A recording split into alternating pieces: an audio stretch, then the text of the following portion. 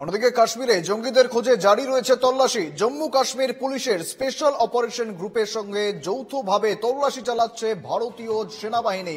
পুঞ্চ সেক্টরে লাসানা জঙ্গলে চলছে তল্লাশি অভিযান। অন্যদিকে থমথমে পরিস্থিতি পেহেলগাঁওয়ে। এই মুহূর্তে কড়া নিরাপত্তা রয়েছে এলাকায়।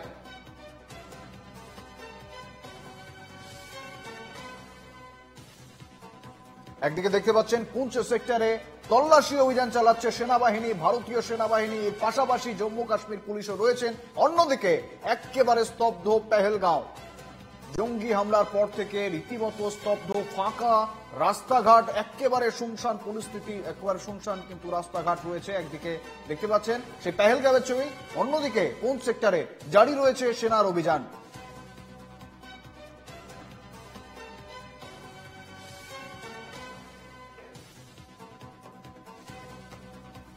একেবারে দেখতে পাচ্ছেন কাশ্মীর উপত্যকার দুটি আলাদা ছবি।